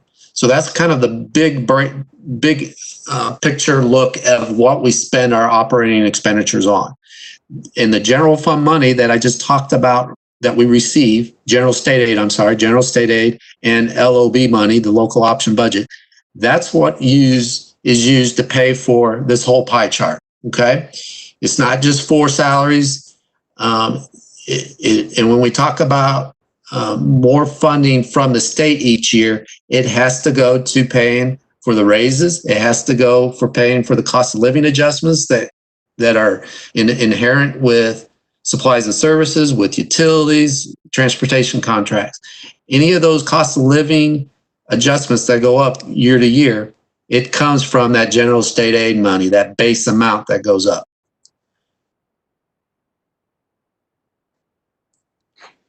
We good, Brad? I'll see if there's any questions here. And also, one quick clarifier that I always ask is the administrators, how far down the org chart does that go? Does that include principals at all our buildings? It does. Okay. Yeah. Right. That'd be approximately about 125 administrators going all the way down as principals, assistant principals. All right. Okay. Thank you. All right. Okay. So I wanted to give you this for your reference on what salaries cost the school district. Since it does make up about 83%. So the table basically is just based on 1% on the base. So we have salary schedules. Teachers have one. All our classified staff have salary schedules, and they basically have, we call them grade and step. So steps kind of represent, but not really, the number of years of experience. And that's that step only column. So if a teacher was here on step 5 and they negotiated and said, and they agreed to give a step, they would go from step 5 to step 6 on the salary schedule. And that would be what that cost would represent. So if all pay groups, if the board agreed to give a step increase for the next school year, the total cost for the step for all pay groups would be $2.3 million, if you can follow that column straight down. If they were to do a 1% on the base, it'd be 1.7. If they agreed to do 2%, then all you got to do is multiply that number by 2 and you get 3.4 million. Okay, so these are just to give you a kind of a factor of the costs for any type of salary increases. And then you always got to tack on Social Security and unemployment, as we do have to remit those costs to the feds as well. So if you were to just look at this and say, the board approved, I'm going to give a step increase, a 1% base for all pay groups, it would cost the district $4,041,407. And those would be reoccurring costs. So those would go into the budget. They would be in the budget every future year further. It's not just a one-time deal. It's when you increase all those bases, that base continues on into future years. I'm going to pause there and look to see if there's any questions, because this is always a key component to the overall budget. And what I'm going to do is I'm going to layer in a question. Do each of the committee members feel comfortable that they understand the term base? I'm sorry, not base, step. Is that a term that you're used to? There's step and then there's column. Or one that we think the community might benefit from an explanation or definition.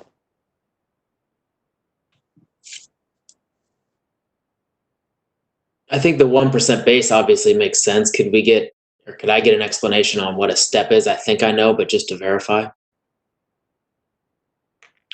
Okay, Russ? Yes. So if you were to look at a teacher's salary schedule, you have across the top are the columns, and that represents their degree: bachelor's degree, bachelor's plus 10 years or 10 units, master's degree, excuse me, master's degree, master's plus 15, master's plus 30, and then to a doctorate.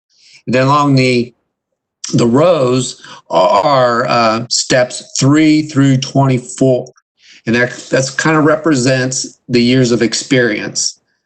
So we would hire a teacher in at bachelor's step 3. So that's the very starting point. And then the board would approve a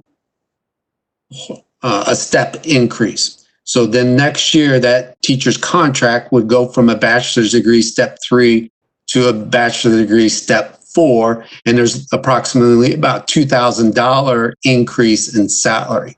So each of those steps have a salary increase embedded into it. And then if you go across horizontally, we call that column movement. So they're getting additional degrees. So if a teacher goes from a bachelor's to a master's, they get to move from the bachelor's column to the master's, and that might be worth about $4,000. So there's an inherent salary increases as they move along the salary schedule. Okay, so one way they can do it is they can move down, which would be a step movement, or they can move across, which would be a column movement, and they're getting additional education. So, Mary, to answer your question, I've always thought of that, and thanks, Russ. That was how I understood it. So, to answer your question, I've always thought of it as education level plus years of service. So that's how I've always thought of step level. Okay. Okay. Thank you for the input there.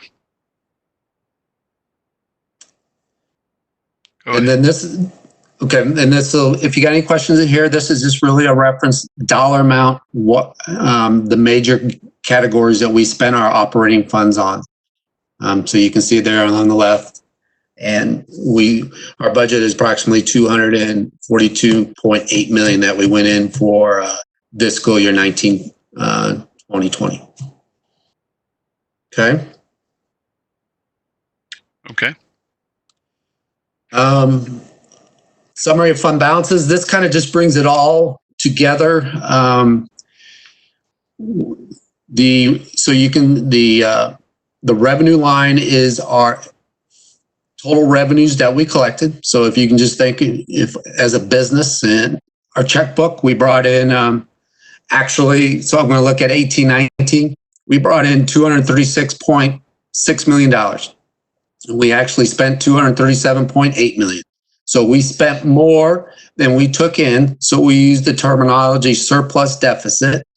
That always has mixed reviews, that terminology as well.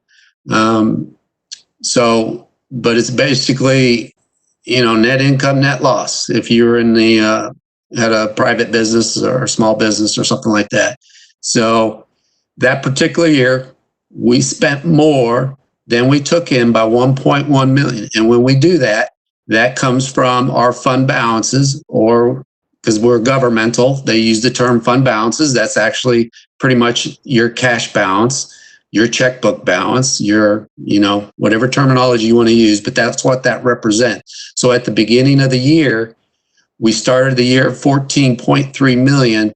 Now our fund balance went down to 13.1 million because we deficit spent 1.1 million. Our goal is always to try to have 1 month's worth of expenditures on hand, which would represent about 8.3%. And the two numbers that you would add together would be that ending fund balance line plus the contingency reserve of 5.6 million.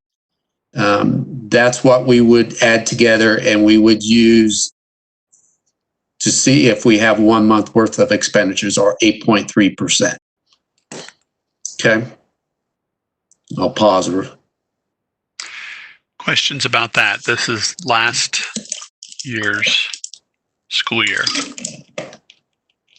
And I would say this would be one that we would really want to go more in depth on in future meetings instead of today. Okay. So Chris, I'll keep moving. Question. Okay. How many years have we been in deficit prior to 18-19? We did 3 years in a row. So 16-17, 17-18, 18-19. Okay, and thank you. This year it's looking like we'll run a surplus this year. Obviously, COVID had played a big hand in that. When you shut your buildings down, you save some money in utilities and transportation. Yeah. Okay. Thank you. Okay. I'm going to move on to the capital and debt retirement funds. Capital outlay funds is restricted for the construction, repair, remodeling, furnishing of our school buildings. 2 or 3 years ago, they expanded the state statutes to allow you to purchase software and large uniform purchases. Okay. So when you talk about software that you can purchase out of capital outlay, you're thinking about something that has a useful life of maybe 5 to 10 years. So we just recently, for example, we upgraded our new finance software about 3 years ago, Business Plus. It's about a $1.4 million price tag, but we'll have that baby for about 10 years. Okay. So the useful life is 10 years. It's 1.4 million. So it makes sense to buy it out of capital outlay. So we do have a little more flexibility to buy software. If you can think of uniforms, you might think of a whole new set of band uniforms for a high school. We have those on a cycle now, about an 8-year cycle. So every time those come around, those might be about $180,000 to $200,000 purchase, and we could take that out of capital outlay. Outside of that, it's mainly just for the repair and construction of all our facilities. We have 60 facilities in the school district. Just slightly over $1 billion worth of value. So it's a considerable undertaking that Mr. Robinson has to take to keep all that, the facilities up to date. And we use our capital outlay money to do that. I'm going to keep moving. And Russ, I'm going to interrupt yes. you real quick. We're at about 5 minutes to go. So if I could ask if we could jump to slide 29, that would begin the conversation about the budget timeline, because that'd be a good way to wrap up so we can kind of put all this on our calendar just to get a better understanding of what the next months look like and how these numbers come together. Okay. Thank you. So we're kind of coming to the tail end of our budget development process for 2021. We start the process in November. where we submit out or we send out to all our departments what their budget demands are for, or their budget requests for 2021. Those are gathered, they're summarized, they put it into reports, they go up through cabinet for their approval. And this is where the initiatives are taken if they want to start a new program, or they want to eliminate a program, or if they need to hire new personnel, or they think they can reduce some personnel. So that's the initial step in starting the budget for the future year. And so all those considerations, those rationales that are provided, why I need this, can I get rid of that? That will go to cabinet for their purview. Then we'll jump ahead. We typically get some revenue projections from state legislators in January, but it's always very, it's difficult to put a final revenue number together until May or June after the legislators do all their final work in that spring session. So as long as those base numbers that we originally said hold, we have a pretty good idea of what our revenue is. But as you know, the $1.3 billion that you just heard about is probably going to make it shaky again. We got one good year out of this, Brad, and then everything started going shaky again. We can't catch a break. So we do that. Cabinet reviews the budget in January.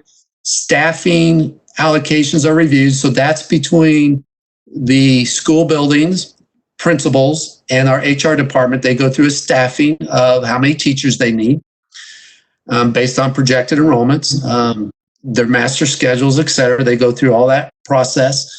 Negotiations begin in April.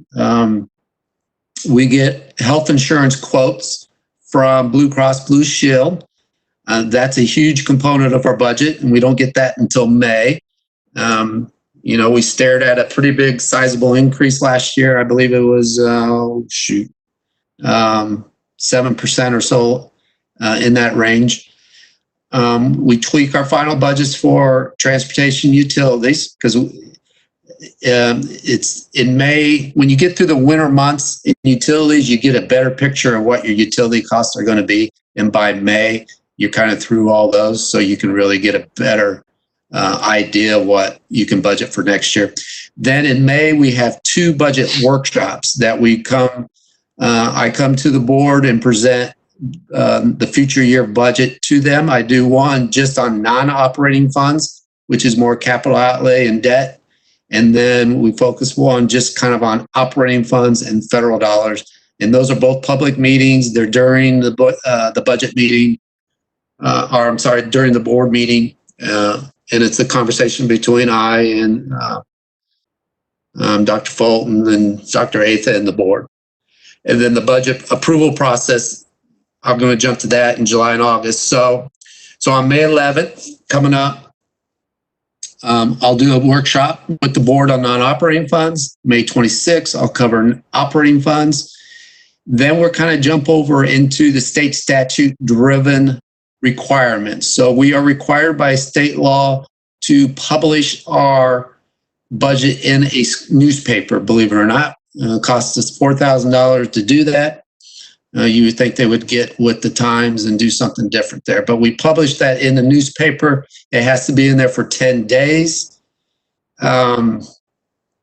Then we have to, by state law, we have to have a budget hearing.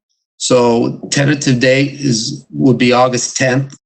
Those board meetings haven't been set, but it is held at the very beginning of a board meeting where the public can come and speak about the budget. They open that up as a hearing and people can speak, and then they close it. And then later during the board meeting, they take an action item to adopt the budget.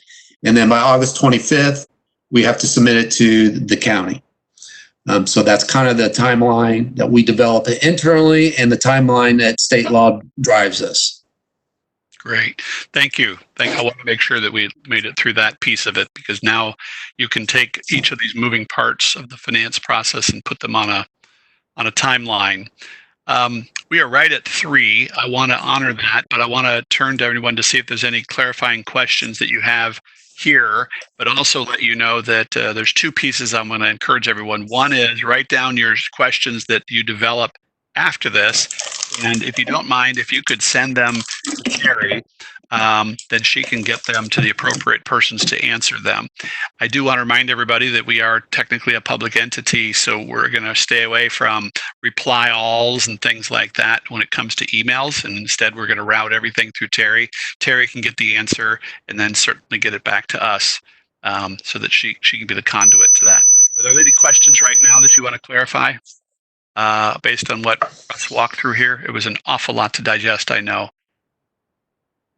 Brad, do you have an expectation of, do we want to have Russ at our next meeting continue to flesh out these slides, or do we want to? I think it'd be a good idea to do it at the front end of the meeting based on any questions or follow-up that committee members have. So if you develop some questions, say, the more I thought about it, the more I'd really think the public would benefit from this, or I personally would benefit from understanding this. Each of those would be fine. If you want to put those in an email back to Terry, we can then decide how much of that we want to put at the front end of the next meeting next Tuesday at 2:00. Yes, Chris. I would really like to review the current budget assumptions next time, just so that we have a feel for where it could change. And of course, that'll affect how we go forward. Mm-hmm. Yeah. I think that would be a weekly conversation. I think but I think it's something we really all should be contemplating as we go down the road. Okay. Thank you. Thank you. Other thoughts as we queue up our next meeting? Before we completely adjourn, I want to turn to Dr. Fulton and have him do any wrap-up comments that he might want to share with us here. I just want to thank you again for being willing to serve on this committee. Great questions throughout the process, and I enjoyed listening to both the presentation and the questions. So thank you again for your work. Great. And Russ, thank you for putting this together. As we all know, there's an incredible amount of information and data that you manage on a regular basis, and to put it succinctly into slides is greatly appreciated.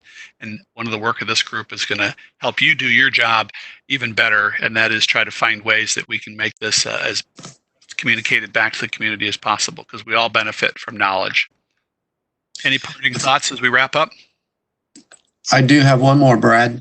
Yes. Go ahead, Russ. Out on our website under budget and finance, you will find a lot of our information. So I don't know if you visited that. I know a lot of you had some questions or comments about it. You might go out and look at that website and see if there's things out there that you like or don't like, and you can make suggestions based on that as well. Right. Thank you. Great. Thank you. Anyone else as we wrap up? Otherwise, we're set to regather this way next Tuesday at 2:00. Again, thank you for your patience as we've moved along to get this going, and we're going to be as creative as possible to get the work of this committee up and running. And we've done it today. And I look forward to seeing you again next Tuesday at 2:00. Thanks. Thank you. Thank you. Bye.